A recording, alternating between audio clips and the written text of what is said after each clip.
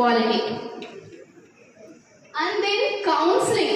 சில பேருக்கு வந்து சில வேலை செய்ய வராது, திடீர்னு டவுன் ஆயிடுவாங்க, இல்லை ஏதாவது பர்சனலாக ப்ராப்ளம் இருக்கும், வீட்டில் ஏதாவது பிரச்சனை இருக்கும், இல்லை அப்பா அம்மாவுக்கு பிரச்சனை இருக்கும், வேலைக்கு போகிற இடத்துல ஹஸ்பண்ட் அண்ட் ஒய்ஃப்குள்ள பிரச்சனை இருக்கும், இல்லை வேறு ஏதாவது டெக்னிக்கலி லேக் ஆவாங்க. ஸோ அந்த மாதிரி உங்கள் டீம் மெம்பர்ஸில் யாருன்னா இருந்தாங்கன்னா, இப்போ நீங்கள் ஒருத்தர் சொல்லிக்கிறீங்க இல்லையா, உன்னால் முடிய மாட்டாங்க, நீ போய் பேசு, அந்த மாதிரி மோட்டிவேட் பண்ணி கவுன்சிலிங் பண்ண தெரியணும். யாருமே டவுன் ஆகாம பார்த்துக்கணும். And then effective teaching. நேற்று வந்து எஃபெக்டிவ் கம்யூனிகேஷன் நான் அவனை சொன்னேன்.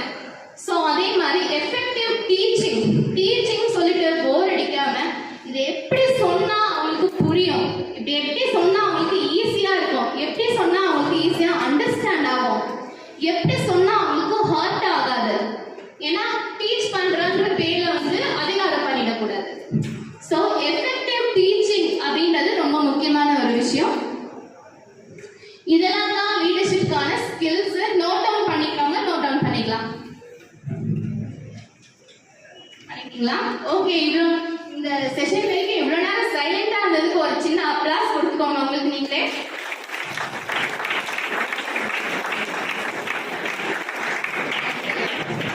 ஸோ நேற்று வந்து நான் அந்த ஹேண்ட்ஷேக் பத்தி நான் கம்யூனிகேஷன் ஸ்கில்ல சொன்னேன், பாடி லாங்குவேஜ்ல.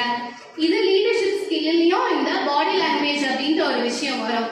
இங்க பாருங்க, டீட்டெயிலாம் போட்டிருக்கு. எப்படி ஹேண்ட்ஷேக் பண்ணா என்னென்ன வந்து அதுக்கான மீனிங், அதுக்கான அர்த்தம் என்ன. இப்படி கையை வந்து இப்படி கீழே வந்து கொடுத்து இப்படி கொடுத்த ஹேண்ட்ஷேக் இப்படி பண்ணோம்னா நம்மளோட கண்ட்ரோலை அவங்களுக்கு கொடுக்குறோம் அப்படின்னு அர்த்தம்.